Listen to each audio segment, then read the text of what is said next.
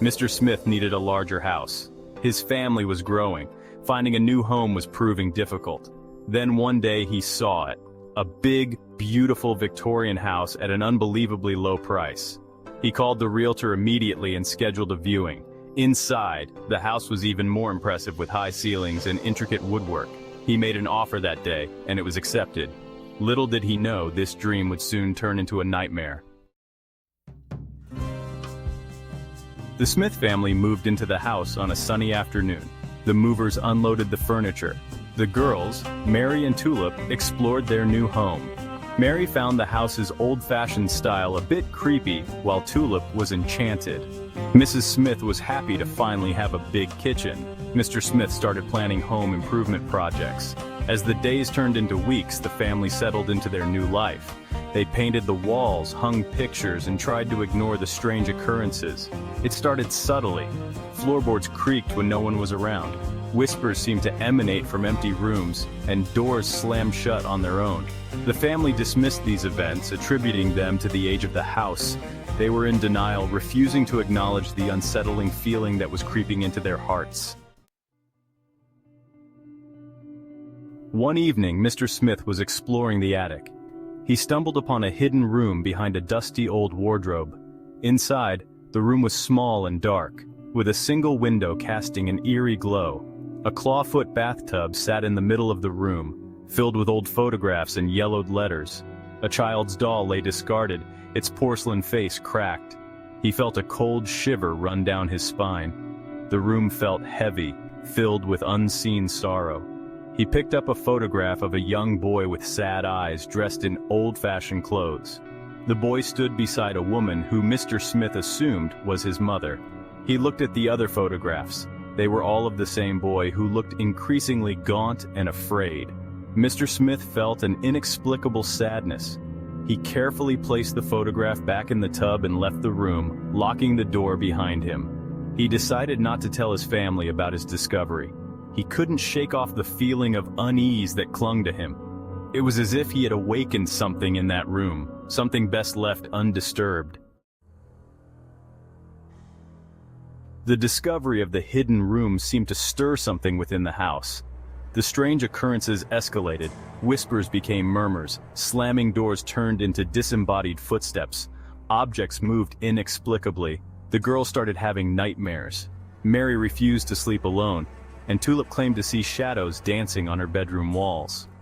One night, Mary woke up to the sound of someone crying. She crept out of bed and tiptoed towards the door. The hallway was dark, lit only by the moon shining through the window. She thought she saw a figure standing at the end of the hallway. It was tall and thin, swaying slightly. "Tulip," she whispered, her voice trembling. There was no answer. The figure turned, and although she couldn't make out its features, Mary could have sworn it was staring directly at her. She gasped and stumbled backward, slamming the door shut. She ran back to her bed and hid under the covers, her body shaking uncontrollably. Tulip began to experience the brunt of the supernatural activity. Her toys would move on their own, and she claimed to have tea parties with an invisible friend. Her laughter echoed through the empty rooms, sending chills down her parents' spines. One afternoon, Tulip ran out of her room screaming, her eyes were wide with terror. "He pushed me!" she cried, her tiny voice trembling. "Who pushed you, honey?" Mrs. Smith asked, kneeling down to comfort her daughter. "Philip!" Tulip exclaimed, tears streaming down her face. "He pushed me and said he wants to play!" Mr. and Mrs. Smith exchanged worried glances. They had never mentioned the name they had found etched into the old photographs in the attic. How did Tulip know his name? Fear, cold and sharp, pierced their hearts. They could no longer ignore the paranormal events. The Smith family was desperate. They didn't know what to do. They were living in fear. Mr. Smith decided to seek help. He had heard stories about paranormal investigators. He searched online and stumbled upon a name, Norman Gauthier. Gauthier was a renowned paranormal investigator. He was their last hope. Mr. Smith contacted Gauthier's office and explained his situation. Gauthier agreed to take the case and arrived at the Smith residence the next day with a team of experts. They had cameras, recording devices, and electromagnetic field detectors. Gauthier was a tall, imposing man with piercing blue eyes and a no-nonsense demeanor. He listened intently as the Smith family recounted their experiences. He didn't scoff or dismiss their claims. Instead, he took notes and asked probing questions. Gauthier and his team spent the next few days examining the house. They set up their equipment and interviewed each family member. The atmosphere in the house was thick with anticipation. Everyone held their breath, waiting for answers. Gauthier's investigation was about to reveal the dark secrets that the house held. Norman Gauthier approached the case with methodical precision. He was a man of science and logic. He believed in evidence. He started by interviewing each family member individually. He wanted to understand their individual experiences. He noted the consistency in their stories. His team meticulously documented every corner of the house. They used thermal cameras to detect cold spots and set up audio recorders to capture any disembodied voices or sounds. They analyzed the electromagnetic field readings for any unusual fluctuations. The evidence was mounting, pointing towards a genuine haunting. Gauthier wasn't satisfied with just confirming the haunting. He wanted to understand the root cause. He spent hours in the attic room examining the photographs and letters. Finally, after days of investigation, he had a breakthrough. He gathered the Smith family in the living room, his expression grave. Norman Gauthier revealed what he had uncovered. The house was built in the late 1800s and owned by the Caldwells. Their son Philip was often neglected. He spent most of his time playing in the attic. One day, Philip fell down the stairs and died. His parents, racked with guilt, sold the house. Philip's spirit remained trapped, seeking love. The Smith family listened with horror and pity. They finally understood the haunting. They felt sympathy for the young boy. "Why is he tormenting us?" Mary asked. "He's just lonely. He wants to play," Gauthier explained. "What do we do?" Mrs. Smith asked. "We help him move on," Gauthier replied.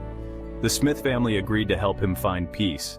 Norman Gauthier decided to help Philip. He planned a spiritual cleansing ritual. The Smith family agreed, scared but determined. Gauthier gathered his team and prepared. They arranged candles in a circle and placed photographs in the center. They burned sage to cleanse the space. The Smith family watched as Gauthier began the ritual. He spoke in a low, soothing voice, addressing Philip directly. He acknowledged his pain and loneliness. The atmosphere was thick with tension. Suddenly, the candles flickered, and the temperature plummeted. A cold wind swept through, scattering the photographs. A child's laughter echoed, chilling and filled with sorrow. Then it stopped. The candles returned to normal. The air was still. A sense of peace settled over the room. The oppressive atmosphere had lifted. The house was quiet. The paranormal activity ceased. It was as if Philip had finally found peace. The Smith family was relieved. They were finally able to sleep through the night without fear. They could finally enjoy their home. They were grateful to Norman Gauthier for his help. They were also filled with a profound sadness for Philip. They hoped he was finally at peace. Gauthier and his team packed up their equipment and prepared to leave. "The house is clear," he said, "but remember, Philip's spirit will always be a part of this house's history. Treat it with respect." The Smith family heeded Gauthier's words. They kept Philip's photographs displayed in the attic room. They even placed a toy soldier on the windowsill. They wanted to honor the memory of the young boy who had haunted their home. Life returned to normal for the Smith family. Mary and Tulip stopped having nightmares. They no longer saw shadows lurking in the corners of their rooms. The house felt lighter, happier. The Smith family embraced their new home. They renovated the house and filled it with laughter and love. They honored the house's history and never forgot Philip. They often shared stories about the haunting, speaking about it with a mix of awe and respect. The haunting of Mr. Smith's new home had been a terrifying experience. It had also been a life-changing one. It had taught them about the power of the unseen world. It had also taught them the importance of family and the enduring strength of the human spirit. The Smith family continued to live in the house for many years. They were no longer afraid.